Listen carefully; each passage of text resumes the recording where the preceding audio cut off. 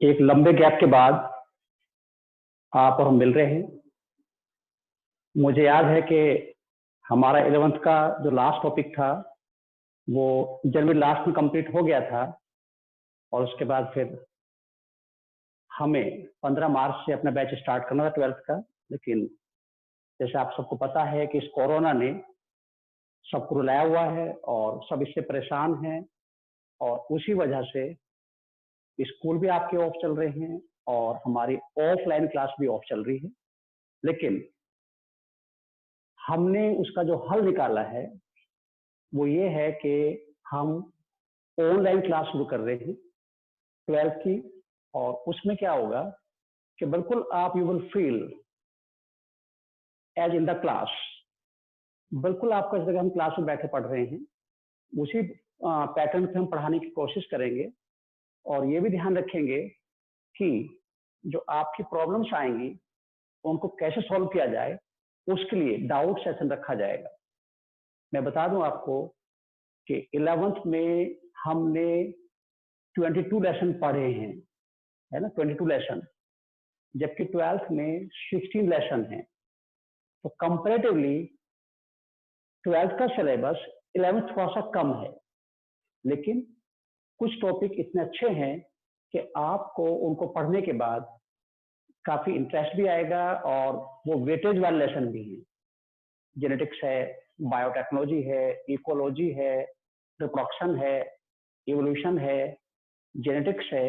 ये सारे लेसन जो हैं या यूनिट जो हैं वो 12th में हैं। कुल मिला के 12th में 5 यूनिट हैं और 16 लेसन हैं। अब हम क्या करेंगे, लाइव क्लास के साथ साथ हम इस लेक्चर को अपने YouTube चैनल पर भी अपलोड करते रहेंगे।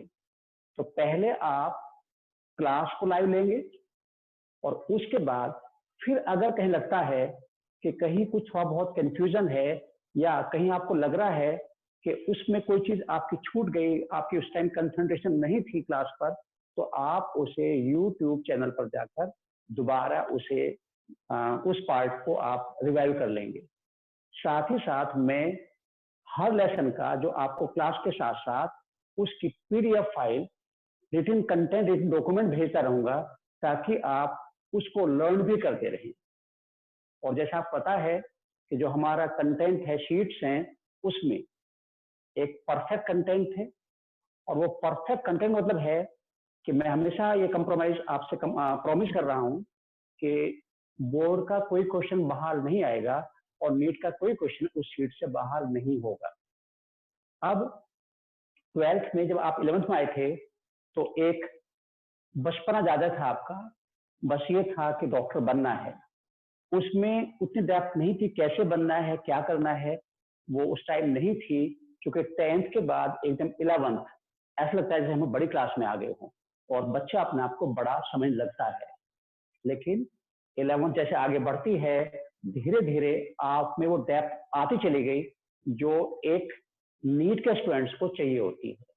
और मुझे याद है जब क्लास का लास्ट लेक्चर हमने लिया था 11th का, तो मैंने कहा था कि अब आप उस बोर्डिंग के साथ मुझे दिखाई पड़ते हो जिससे डॉक्टर बना जा सकता है। यानी वो डेप्थ आपकी पर्सन डेवलप हो गई, वो आपको थोड़ा डेवलप हो गया कि मुझे मेहनत करनी है, डॉक्टर बनना है। अब 12th में हमें कैसे करना है? देखिए 12th में हमें क्या करना है, हमें अभी 2021 में हमारा एग्जाम होगा नीट का, बोर्ड का भी होगा।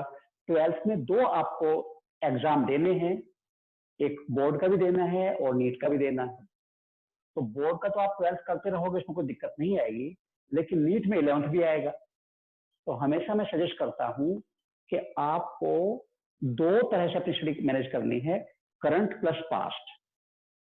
करंट का मतलब क्या है कि जो 12th लेसन आपका क्लास में चल रहा है उसे आप परफेक्टली तैयार करते रहो, बोर्ड के लिए भी और नीट के लिए।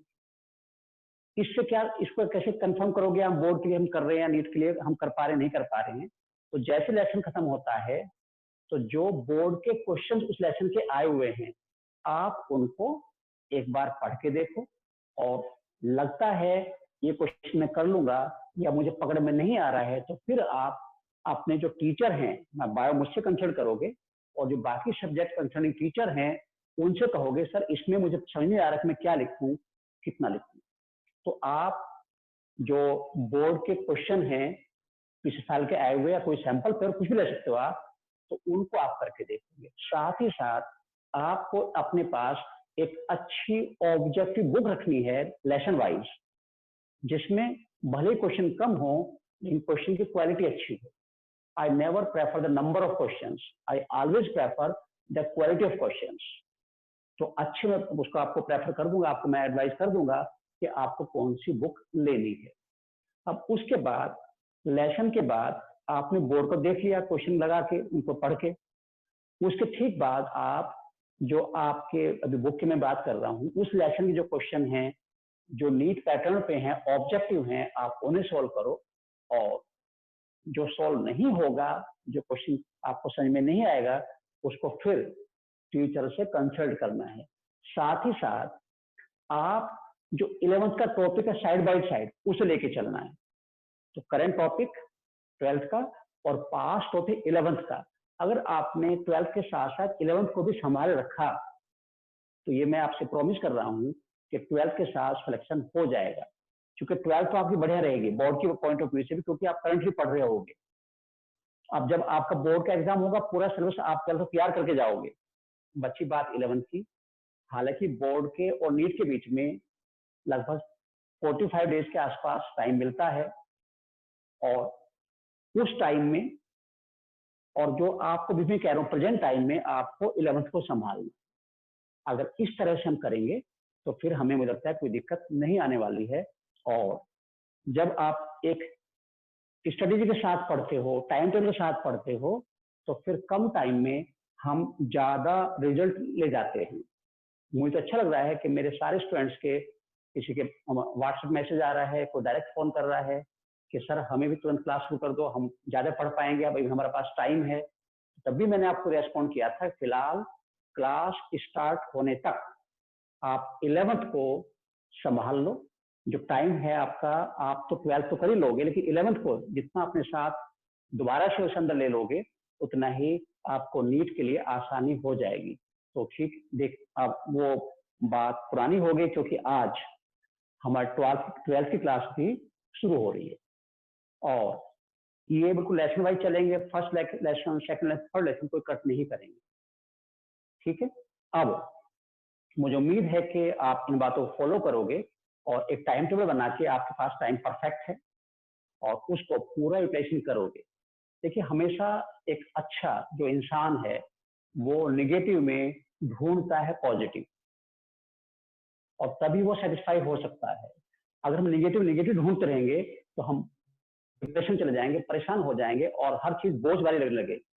अब आपको पॉजिटिव क्या ढूंढना है, आपने ढूंढ लिया कि 12th क्लास आपको घर बैठे मिल रही है, अब आपको घर से निकलने की जरूरत ही नहीं है, तो आपके पास टीचर की क्लास खुद पहुंच रही है। बस आपको अपना मोबाइल, अपना लैपटॉप ऑन करना है, लिंक पे जाना है और क्लास को देखना शुरू कर देना है, ठीक है। इससे अच्छा नहीं हो सकता कि घर बैठे क्लास चल रही है। दूसरा, टाइम की कमी नहीं है, क्योंकि जब हम सबको घर में रहना है तो क्यों ना हम उसको एक टाइम टेबल कन्वर्ट करके एक प्रोडक्टिव पार्ट में उसे कन्वर्ट कर लें ताकि हमारा अच्छा रिजल्ट आए। तो इसको आप निगेटिव ना लें, ये आपके लिए अच्छा है कि हमें घर में रह के ज्यादा टाइम परफेक्टली मिल रहा है, ठीक है। तो अब हम टॉपिक पे शुरू करने जा रहे हैं। आपको पता है 12th का पहला टॉपिक, पहला लेसन रिप्रोडक्शन इन ऑर्गेनिज्म है, रिप्रोडक्शन इन ऑर्गेनिज्म। और देखिए, हर लेसन नाम रखा गया है, तो पहले तो हमें ये पता होना चाहिए कि इस लेसन में हम क्या पढ़ेंगे। देखिए, रिप्रोडक्शन माने टू मल्टीप्लाई इट्स नंबर। जो ऑर्गेनिज्म है वो को क्या होता है, any one which has life. ऐसा कोई भी ऑर्गेनिज्म, ऐसा कोई भी नेचर का क्रिएशन जिसमें लाइफ है, चाहे वो यूनिसेलर हो, मल्टीसेलर हो, प्रोकैरियोटिक हो, यूकैरियोटिक हो, दैट इज कॉल्ड ऑर्गेनिज्म। तो which has life is called organism. अब ऑर्गेनिज्म क्लियर हो गया, जिसमें लाइफ हो ऑर्गेनिज्म है।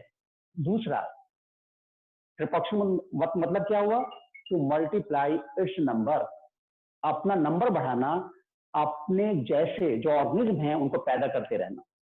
और यही किसी भी ऑर्गेनिज्म की लाइफ का पहला प्रिंसिपल है। The first motive of every organism to multiply it's number, क्योंकि अगर वो नंबर मल्टीप्लाई नहीं करेगा, रिप्रोडक्शन नहीं करेगा, तो इस दुनिया से चला जाएगा, खत्म हो जाएगा, एक्सटिंक्ट हो जाएगा। तो अब एक क्वेश्चन पहला बन रहा है, रिप्रोडक्शन क्यों जरूरी है? To maintain continuity of life. जो लाइफ की कंटिन्यूटी है उसे मेंटेन करने के लिए रिप्रोडक्शन जरूरी है। अगर रिप्रोडक्शन नहीं होगा तो लाइफ एक्सटिंक्ट हो जाएगी, और वही स्पीशीज एक्सटिंक्ट होती है जिसका किसी कारण से रिप्रोडक्शन रुक जाता है।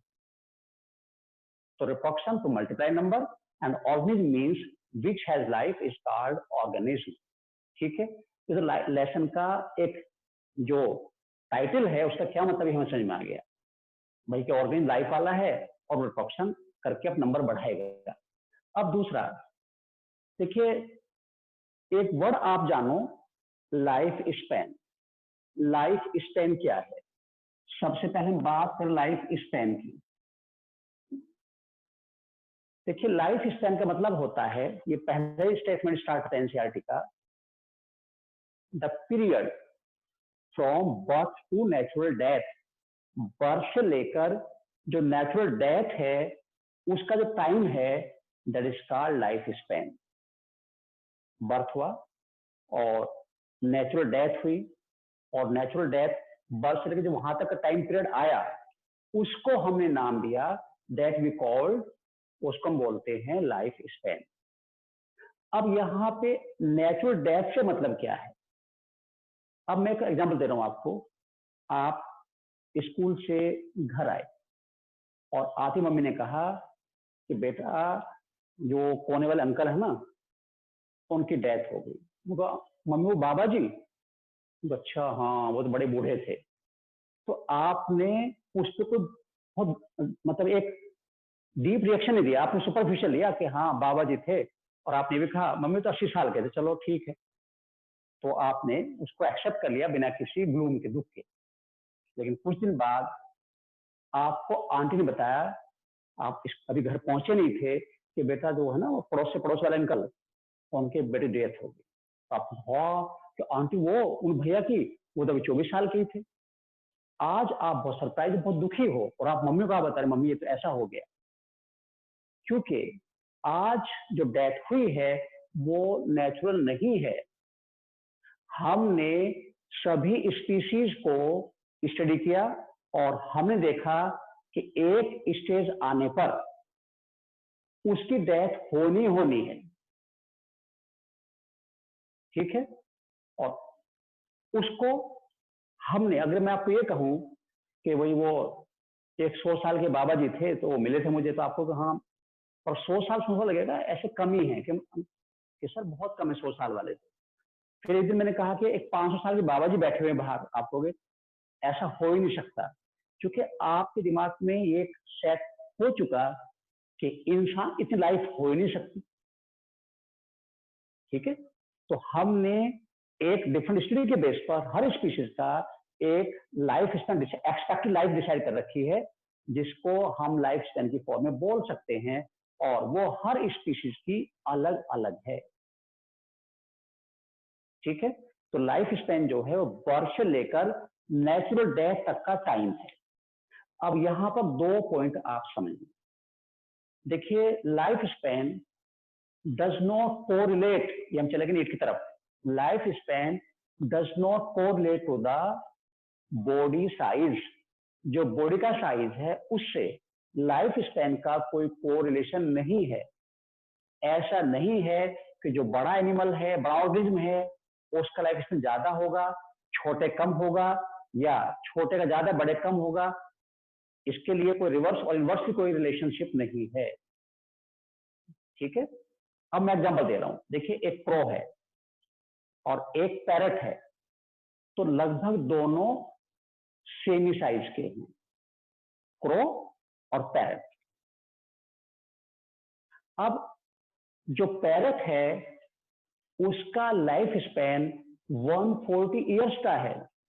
The life span of A parrot is 140 years. और उसके बराबर साइज वाला क्रो, उसका मात्र 15 ईयर्स है। तो बराबर साइज होने के बावजूद भी लाइफ स्पैन में बहुत बड़ा डिफरेंस आ गया। ऐसे ही प्लांट की बात करूं मैं, एक मैंगो ट्री है, ठीक है, एक मैंगो ट्री है, और जो मैंगो ट्री है और दूसरा पकार पीपल का पेड़ है, ये भी दोनों लगभग एक क्लोज साइज इनका होता है, बहुत डिफरेंस नहीं होता। लेकिन अगर हम इनके लाइफ स्पैन की बात करें तो पीपल के पेड़ का लाइफ स्पैन, पकार के पेड़ का लाइफ स्पैन मैंगो ट्री से कहीं ज्यादा है। तो इन दो एग्जांपल से हम ये समझ सकते हैं कि life span does not correlate to the body size, ठीक है।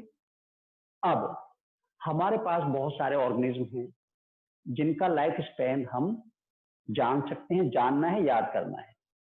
मैं बता रहा हूं, और जो आपको शीट मिलेगी उसमें भी आपको लाइफ स्पैन लिखा हुआ मिलेगा, और ये डेटा आपको, ये इनकी जो एग्जैक्ट लाइफ स्पैन वो याद करना है। अभी मैंने बात की कि एक जो पैरट है उसका लाइफ स्पैन 140 ईयर्स का है,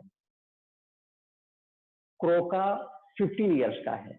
लेकिन अगर मैं बात करूं highest life span among animals, जो एनिमल है उसमें सबसे ज्यादा लाइफ स्पैन टॉर्टोइज का होता है, टॉर्टोइज।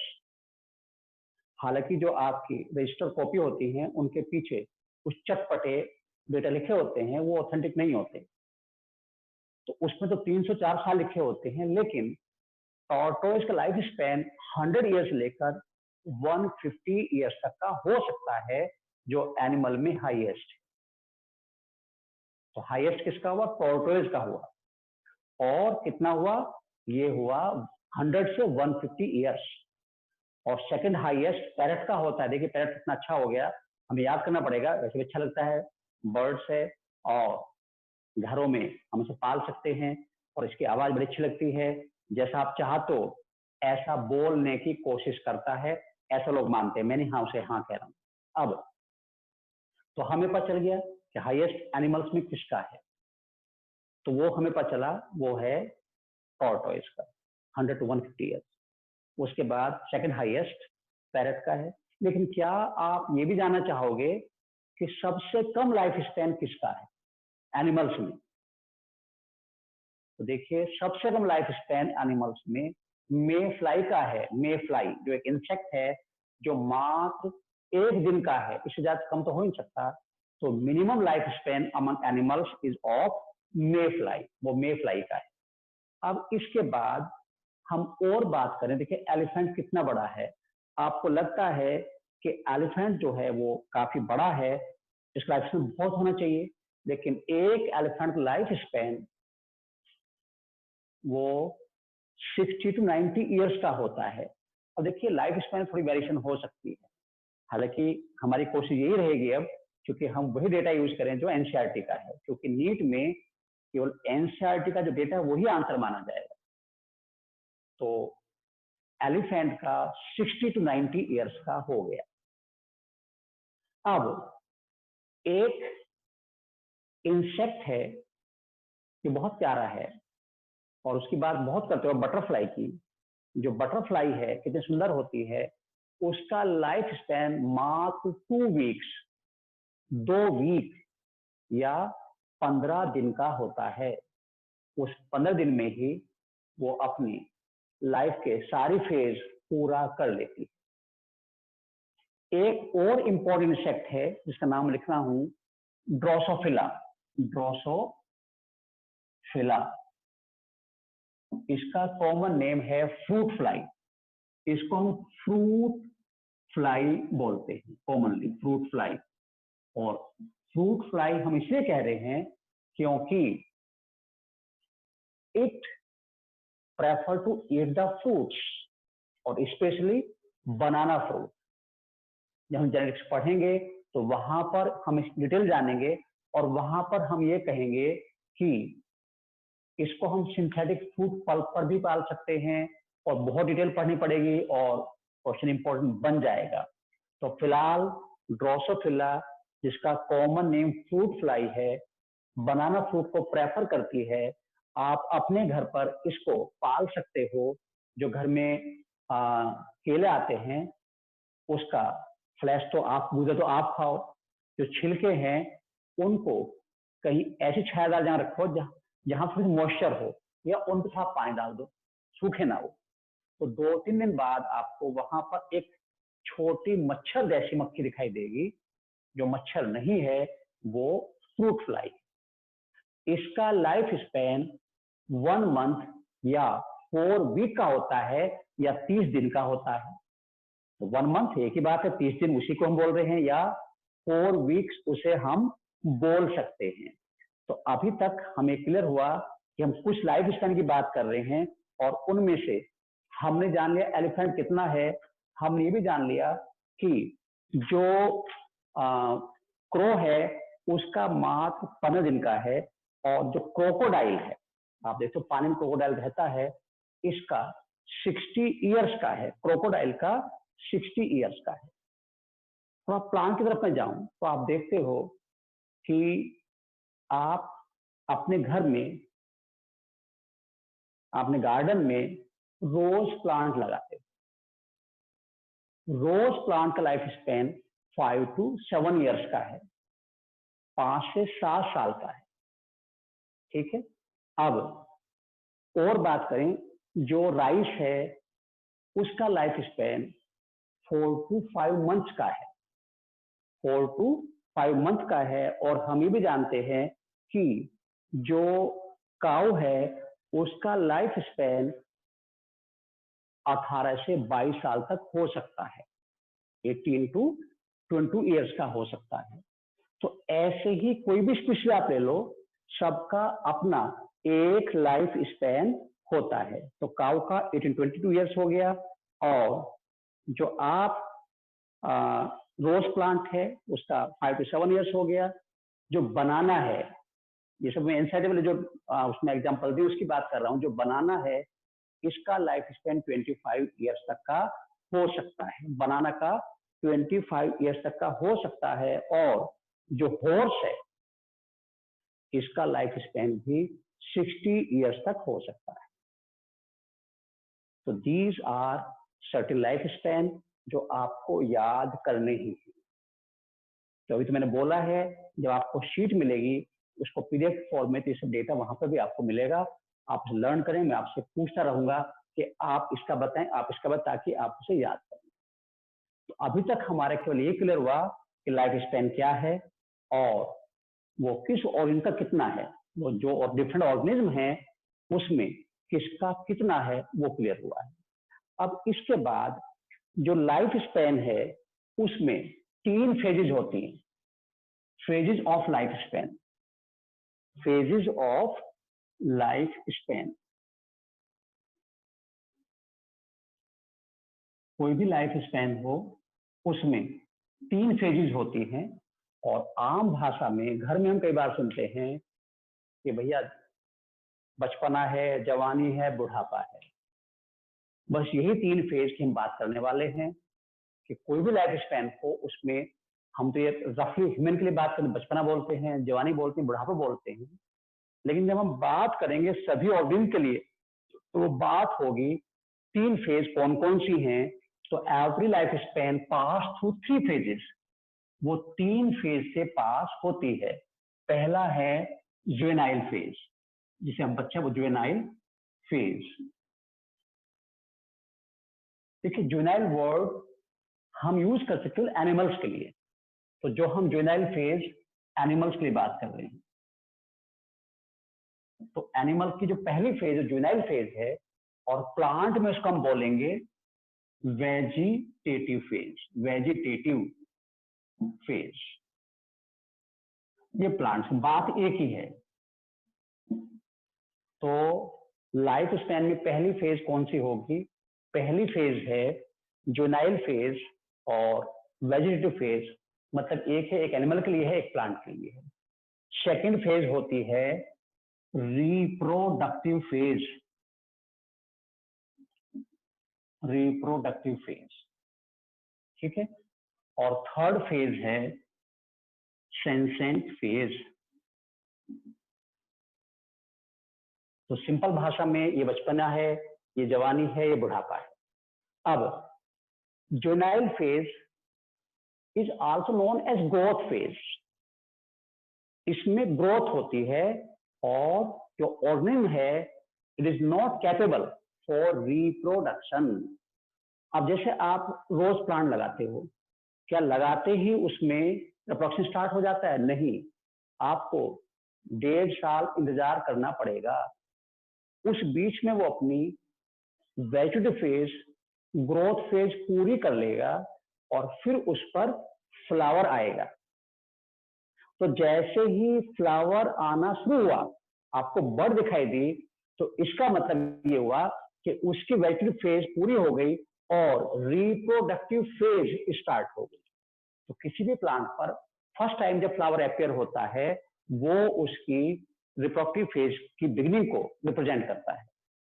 तो प्लांट में फ्लावर की बात है, एनिमल में बात करेंगे कि हम कैसे पता लगाएं कि एनिमल भी रिप्रोडक्टिव फेज में चला गया है, वो आगे आएगा। तो फिलहाल जुनाइल फेज में ग्रोथ फेज है, और ग्रोथ फेज और रिप्रोडक्टिव फेज में मल्टीप्लिकेशन होगा। यहां पर होगा मल्टीप्लीकेशन, नंबर यहां बढ़ेगा। और जो आपका रोज प्लांट है, लगभग 4th ईयर में आते आते फ्लावर नंबर घट जाएगा। और आप कहोगे मम्मी इस पे तो बहुत फूल आते, इस पे तो बहुत कम आए हैं। मम्मी कहे बेटा अब तो ऐसा ही होगा, क्योंकि अब ये बूढ़ा हो गया। और एक दिन ऐसा भी आएगा कि अब उस पे सीजन तो आ गया लेकिन फ्लावरिंग नहीं हुआ। जब किसी ऑर्गेनिज्म का रिप्रोडक्शन रुक जाता है, it lost its reproductive ability, तो वहां से सेंसेंट फेज स्टार्ट होती है। कौन सी फेज स्टार्ट होगी? सेंसेंट फेज स्टार्ट होती है। तो senescent phase start from when organism lost ability of reproduction, ठीक है। अब रिप्रोडक्शन रुक गया, उसके बाद सेंसेंट फेज आती है, यानी जो ऑर्गेनिज्म है वो अपना जो मेटाबॉलिक रेट है, सेंसेंट फेज में क्या मतलब कौन कौन से कैरेक्टर्स चेंज होंगे। सेंसेंट फेज में एक तो metabolic rate become slow, slow हो जाएगा, एनर्जी प्रोडक्शन कम हो जाएगा, जिसकी वजह से उसमें उतनी काम करने की जो एफिशिएंसी कम हो जाएगी। आप कई बार सुनते हो दादा दादी बोलते बेटा आप तो बूढ़े हो गए, अब हमसे कहाँ ऐसा काम होगा, तुम तो बच्चे हो, तुम तो भाग लोगे। तो क्योंकि उनका मेटाबॉलिक रेट कम हो चुका है, इसकी वजह से उनकी जो एफिशिएंसी है वो कम हो गई। तो एक तो सेंसेंट फेज में ये होता है। दूसरा, rate of division decreased, division कम हो जाए, रेट ऑफ डिवीजन डिक्रीज्ड,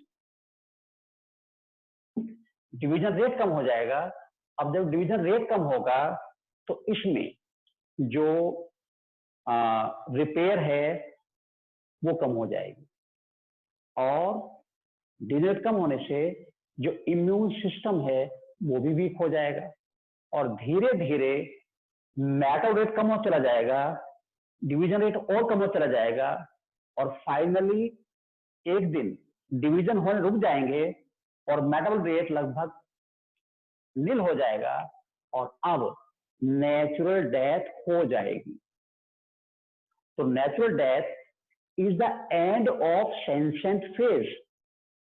जो सेंसेंट फेज है उसका एंड नेचुरल डेथ होता है। तो लाइफ स्पैन में किसी बॉडी में 3 फेज होती हैं, जिनको आपको क्लियर हुआ क्या क्या, कि एक तो मेटाबॉलिक रेट स्लो हो जाएगा, डिवीजन रेट स्लो हो जाएगा, और इसी वजह से जो बॉडी में रिपेयर है वो लगभग कम हो चली जाती है। जब आप अभी दादाजी को दादी को लेकर डॉक्टर के पास जाते हो और दादी की हड्डी टूट गई, चोट लग गई, तो डॉक्टर पूछता है कि अम्मा जी आपकी उम्र क्या है,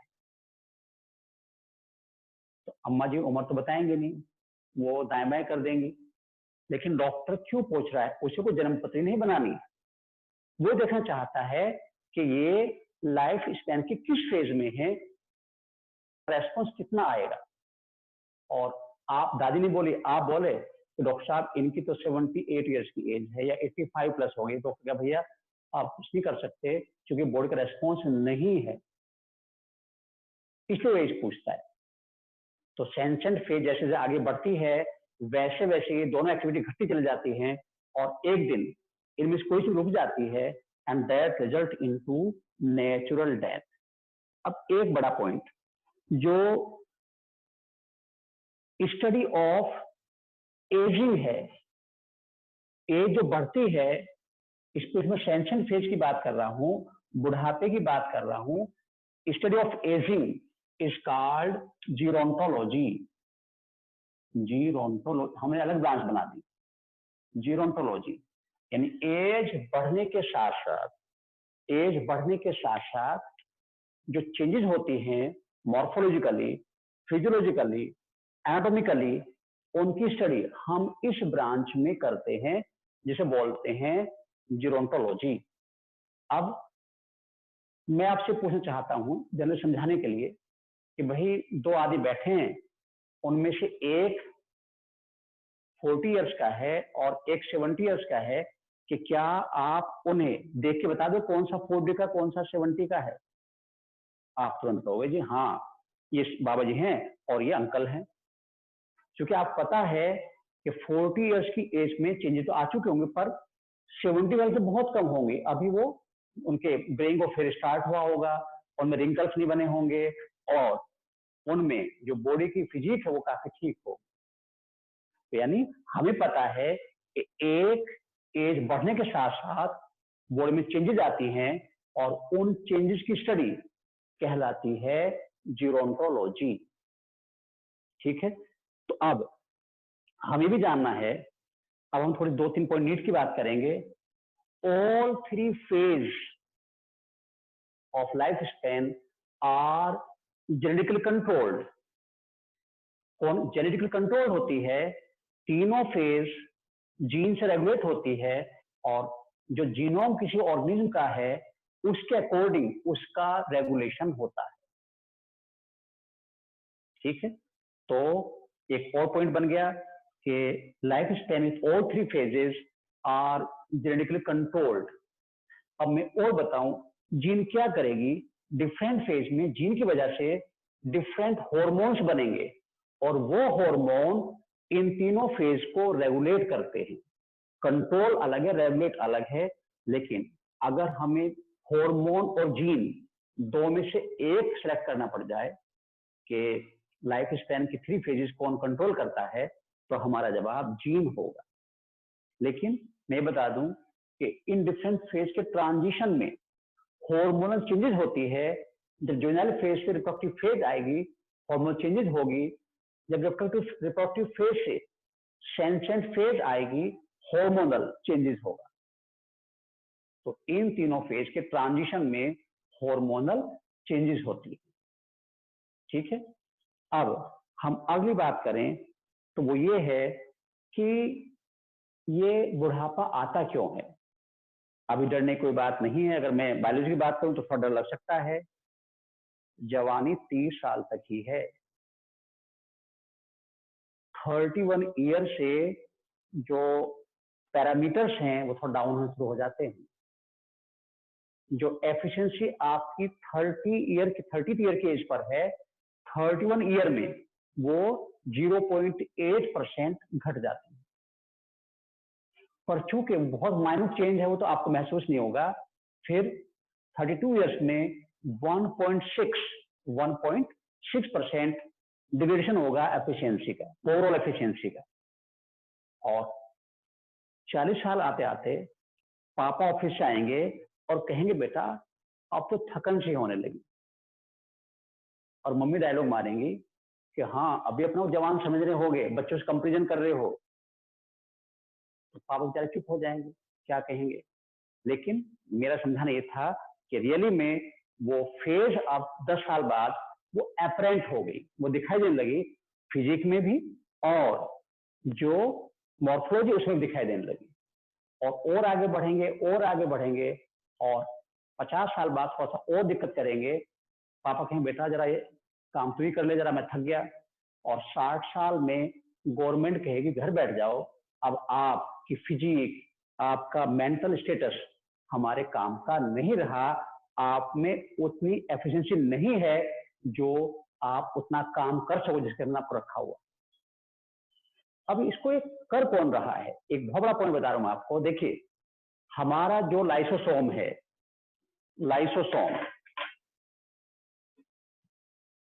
लाइसोसोम एक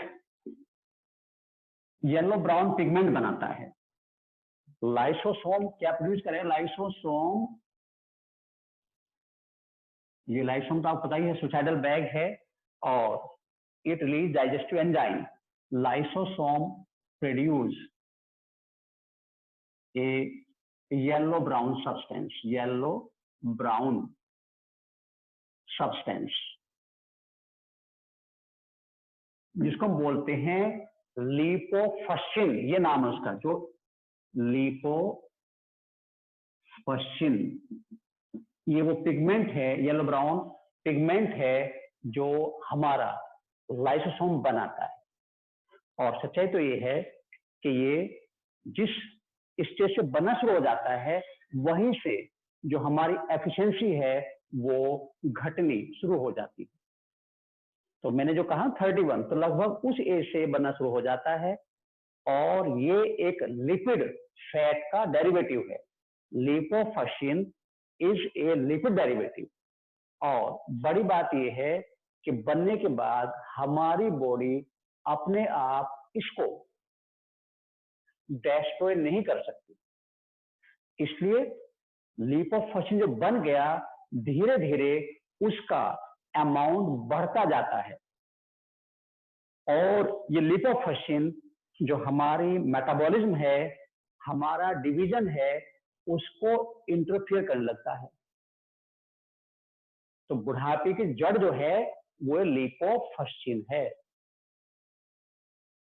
ये बढ़ता जाएगा और एफिशिएंसी घटती जाएगी, मेटाबॉलिक रेट घटता चला जाएगा और डिवीजन रेट घटता चला जाएगा। और एक दिन ये इतना बन चुका होगा कि अब मेटाबॉलिक लगभग फेलियर हो जाए, फेल्ड हो जाएगी, और डिवीजन रुक जाएंगे और नेचुरल डेथ हो जाएगी।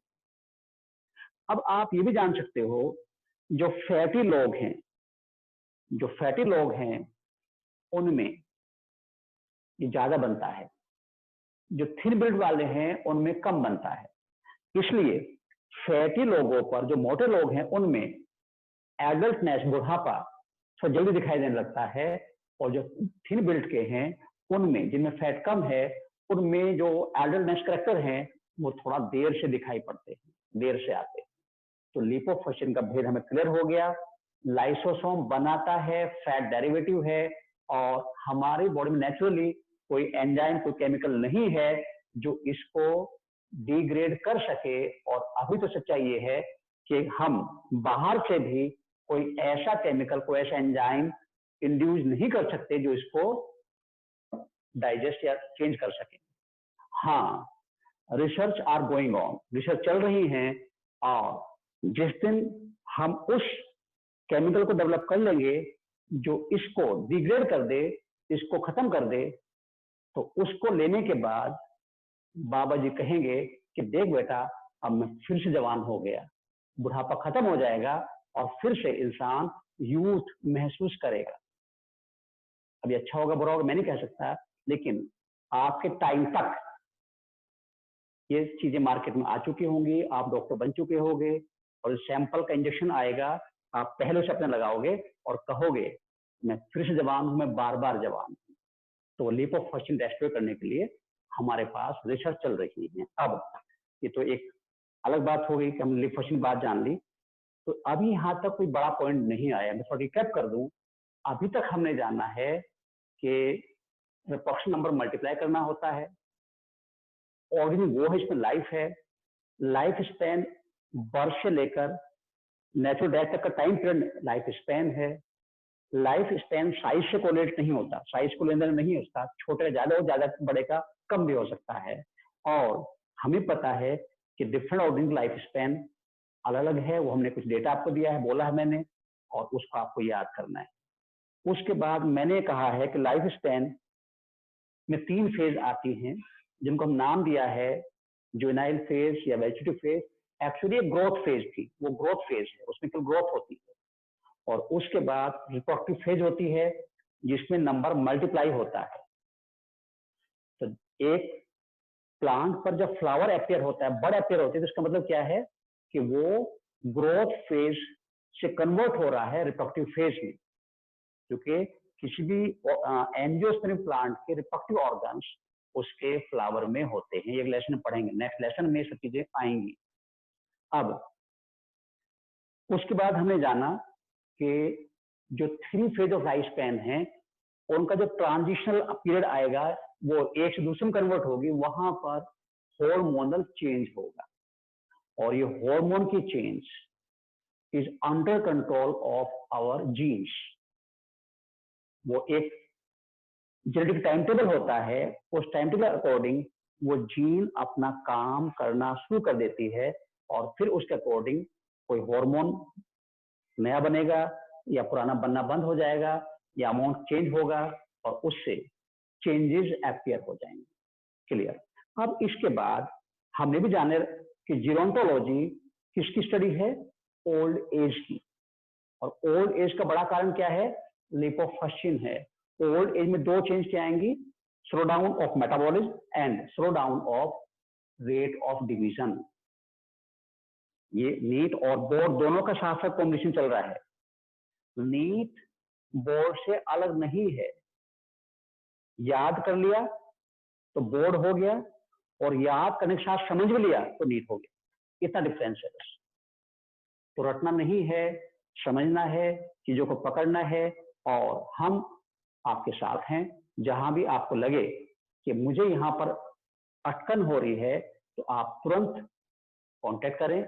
जैसे ऑफलाइन क्लास में तो वहां तो रोज ही मिलेंगे, लेकिन फिलहाल अभी भी यूट्यूब पर या इसी क्लास के बीच में आप अपना क्वेश्चन मुझे भेज सकते हो, मैं उसको रेस्पॉन्ड करूंगा। और अगर ऐसा पॉसिबल नहीं हुआ तो संडे में, नेक्स्ट संडे में हम केवल डाउट क्लास रखेंगे। आपको क्वेश्चन मतलब आप, मैं बताता रहूंगा या आप मुझसे पूछते रहेंगे, मैं उनको एक्सप्लेन करता रहूंगा। अब इसके बाद बात करेंगे रिप्रोडक्शन की। रिप्रोडक्शन जो दुनिया का सबसे इंपॉर्टेंट प्रोसेस है लाइफ के कंटिन्यू के लिए, रिप्रोडक्शन। रिप्रोडक्शन देखिए, री माने अगेन, प्रोडक्शन पैदा करना।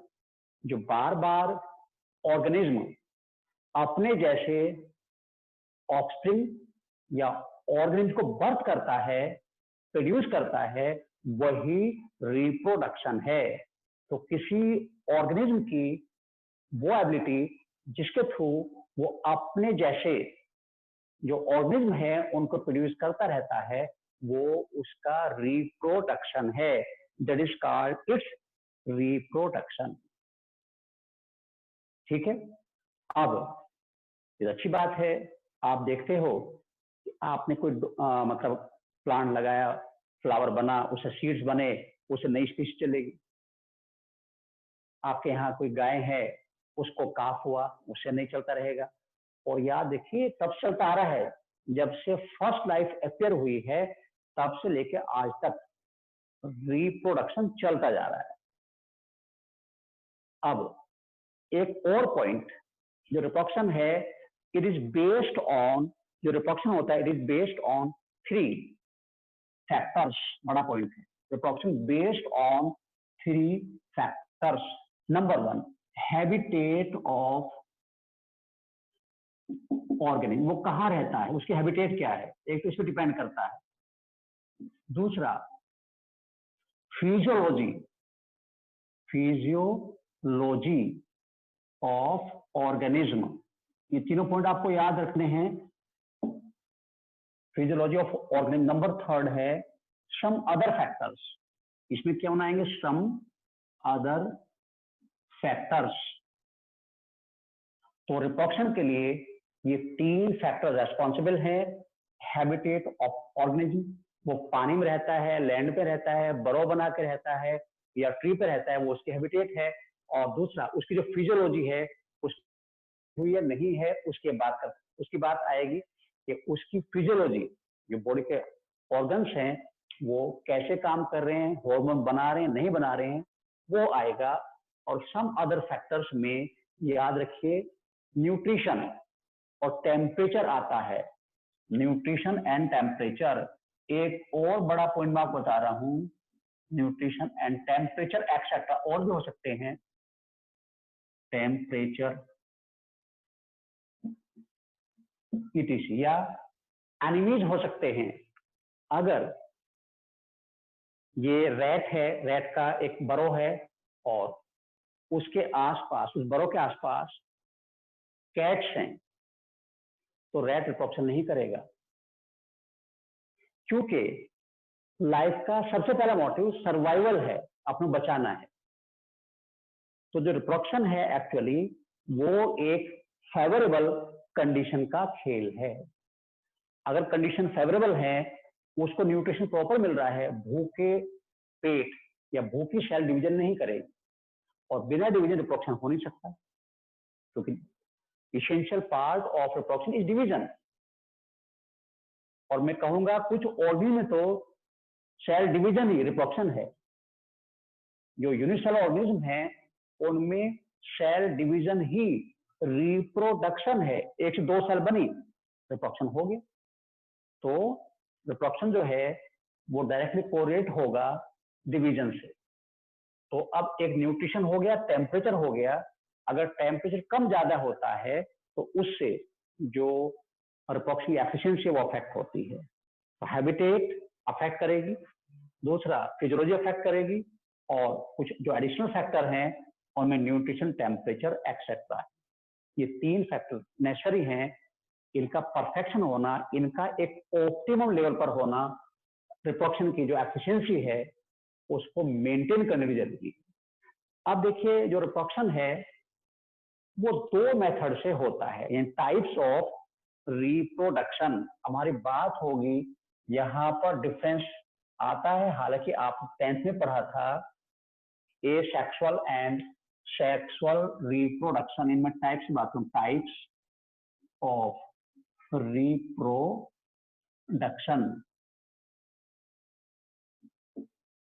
तो 2 टाइप हैं, एक है एसेक्सुअल और दूसरा है सेक्सुअल।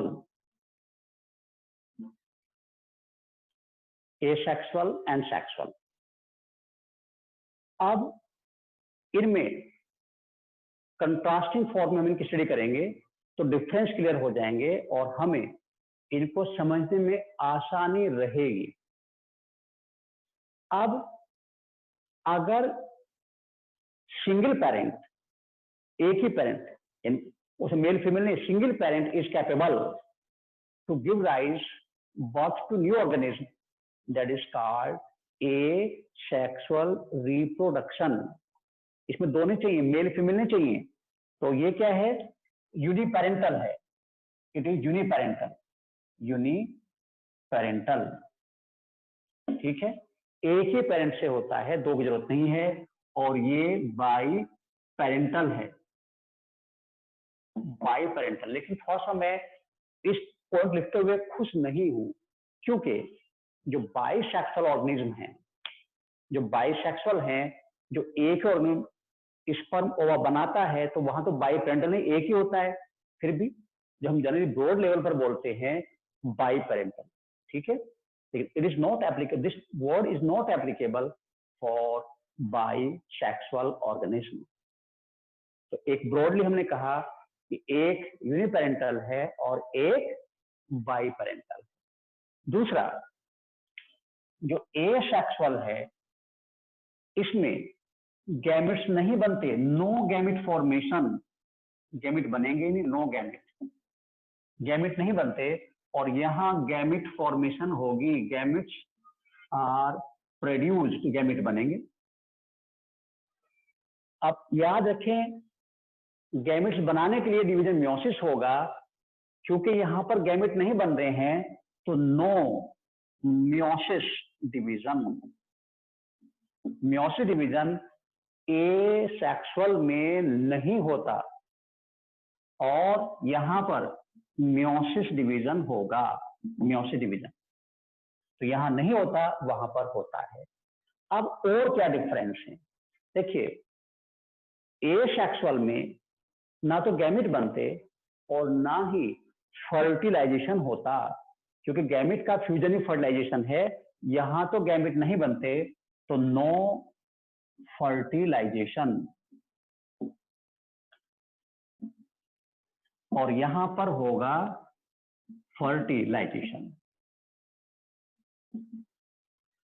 फर्टिलाइजेशन तो गैमेट नहीं बने, मियोसिस नहीं हुआ और फर्टिलाइजेशन नहीं हुआ, किसमें? एसेक्सुअल में।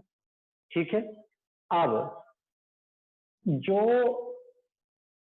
एसेक्सुअल पर्सन है, एसेक्सुअल है, उसमें जो ऑर्गेनिज्म होते हैं वो क्लोन की फॉर्म में होते हैं।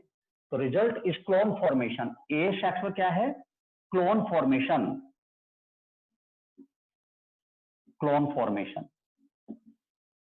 अब ये क्लोन वर्ड समझ लें, क्योंकि ये एक नंबर डिफाइन करने को आ सकता है। देखिए, ऐसा कोई भी ऑर्गेनिज्म जो अपने सिंगल पेरेंट, एक ही पेरेंट, सिंगल पेरेंट के मॉर्फोलॉजिकली और जेनेटिकली आइडेंटिकल है, उसे हम क्लोन बोलते हैं।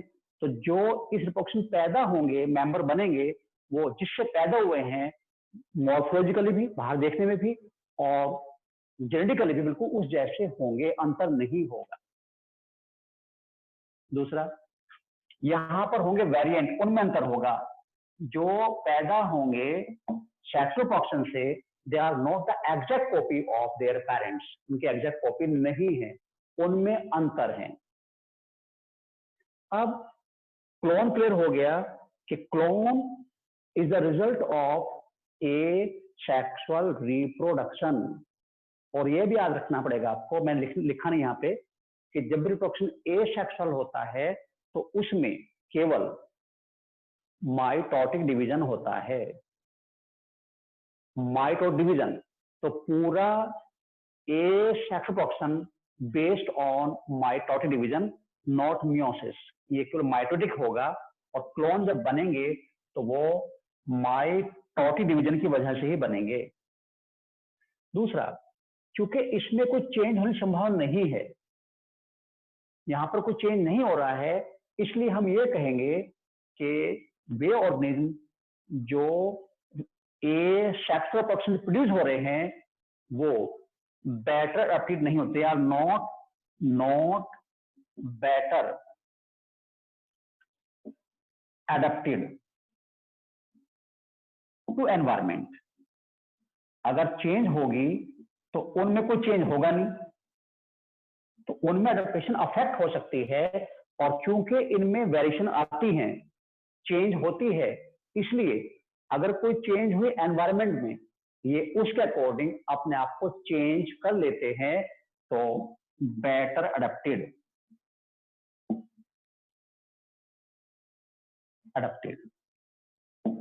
तो जब इसमें बेटर अडेप्टेशन नहीं है तो फिर क्यों हो रहा है ये?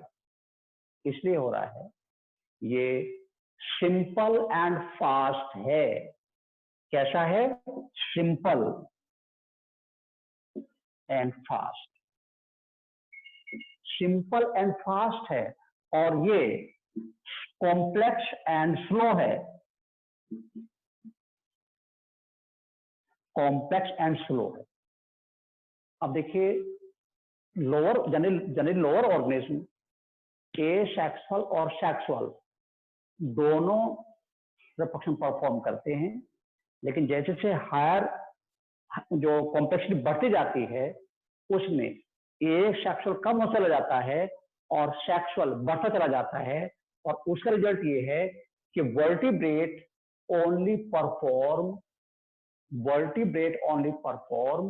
Sexual reproduction. और उसमें दो एक्सेप्शन हैं जो सेक्सुअल के साथ साथ एसेक्सुअल भी करते हैं, और वो साल्पा एंड डोलियोलम हैं।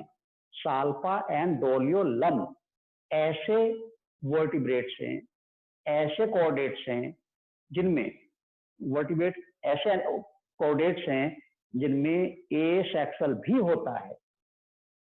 उसको हम डिटेल में नहीं जाएंगे, वो तो केवल मैं आपको एग्जांपल दे रहा हूं, क्योंकि अब इसकी रिक्वायरमेंट नहीं है। अगर हाँ रिक्वायरमेंट होती तो मैं समझाता कि उनमें कौन से मेथड से कैसे एसेक्सुअल होता है। तो ये मेजर डिफरेंस हैं एसेक्सुअल में और सेक्सुअल में। स्लो कौन सा है? सेक्सुअल है। फास्ट कौन सा है? एसेक्सुअल है। ये सिंपल है, इसमें नंबर तेजी से बढ़ेगा, इसमें नंबर उतनी तेजी से नहीं बढ़ेगा। और ये मैं पहले बता चुका कि जो रिप्रोडक्शन है वो 3 फैक्टर डिपेंड करता है, और हम ये भी जानते हैं कि जो रिप्रोडक्शन है उसमें नंबर, चाहे वो सेक्स से बढ़े चाहे एसेक्सुअल से बढ़े, वो लाइफ को सस्टेन करने में यूज होता है। तो अभी तक हमें समझ में आया कि इस लेसन में हम जो रिप्रोडक्शन है उसकी बेसिक बातें पढ़ेंगे, डिटेल नहीं पढ़ेंगे। डिटेल हम पढ़ेंगे सेकंड और थर्ड लेसन में। सेकंड लेसन में हम पढ़ेंगे प्लांट का रिप्रोडक्शन मैकेनिज्म कैसे होता है, और थर्ड लेसन जाके पढ़ेंगे जो ह्यूमन रिप्रोडक्शन है वो कैसे होता है, उसकी मैकेनिज्म क्या है, स्टेप कौन कौन से। तो देखिए अभी तक हमने जान लिया कि एसेक्सुअल और सेक्सुअल रिप्रोडक्शन डिफरेंस क्या है। अब हम पढ़ेंगे जो ओके। तो देखिए तो हम लास्ट में पहुंच गए हैं, और अब हम आज की क्लास को यहीं रोकेंगे, क्योंकि आज तो बिगिनिंग डे है, और जो हमारे मैनेजर हैं वो बीच में हमें सिग्नल दे चुके हैं कि आपके क्लास का टाइम पूरा हो गया। तो आई होप कि आज से आप 12th का ये पार्ट पढ़ना शुरू कर देंगे, और कल आपको शीट मिल जाएगी, चाहे वो मेल भी भेजूं आपकी, चाहे मैं आपको उस पर आपके व्हाट्सएप पे भेजूं, जो हमारा ग्रुप है उसमें बना हुआ है, उसमें भेजते रहेंगे। और याद रखिए डाउट आप जरूर पूछेंगे, क्योंकि टीचर का काम जो दिमाग में बोझ पैदा करते हैं डाउट्स, उनको दूर करना है। जितना बोझ कम होगा उतनी स्पीड हम दौड़ते रहेंगे। तो आई होप कि आपने क्लास को एंजॉय किया होगा, कुछ नई बातें पता चली होंगी। और मैं एक बार फर्स्ट लास्ट में बता रहा हूँ आपको, देखिए जब आप पढ़ते हो तो एक तो आपको कंटेंट आपके पास हिस्ट्री मटेरियल होगा जो हम देंगे, प्रोवाइड करेंगे, साथ ही साथ अपना भी आप एक पैड बना के रखिए, और जो ऐसे पॉइंट आएंगे जिनमें आप जनरली भूल जाते हो तो उनको आप शॉर्ट आउट करके एक कंडेंस फॉर्म लिखते रहें, ताकि रिवीजन में उन्हें याद करें, क्योंकि पूरा रिवीजन कभी भी नहीं किया जा सकता। तो आपको अभी से from the very first lesson यहीं से आपको उस पार्ट को शॉर्ट आउट करना है जो आपको रिवाइज करनी जरूरी है। देखो पूरा लेसन रिवाइज की जरूरत नहीं पड़ती, उसमें कुछ पॉइंट आते हैं जिनको अक्सर भूलते रहते हैं। अब जैसे मैं बताऊं आपको, मुझे अक्सर कुछ पॉइंट में अक्सर चेक भूलता था, क्लोरोफिल ए का फॉर्मूला, बी का फॉर्मूला गड़बड़ कर जाता था, तो मैं एक साथ लिखे दोनों ताकि गड़बड़ ना करूं। तो आप भी उन पॉइंट को एक पेज पे ले आओ, और फिर आप और हम जब मिलकर काम करेंगे तो रिजल्ट अच्छा नहीं बहुत अच्छा होगा। ये मैं अपने अनुभव बेस पे कह रहा हूँ, क्योंकि आप भी बहुत अच्छे हो। बहुत सारे बच्चों में जानता हूँ जो बिल्कुल मस्त हैं, और वो खुल के पढ़ने की कोशिश करते हैं। जो जिस तरह का आप क्वेश्चन पूछते हो उससे मुझे लगता है कि हमारे बच्चे बहुत अच्छे हैं। तो इसी उम्मीद के साथ हम कल फिर मिलेंगे। Thanks for the day and see you tomorrow.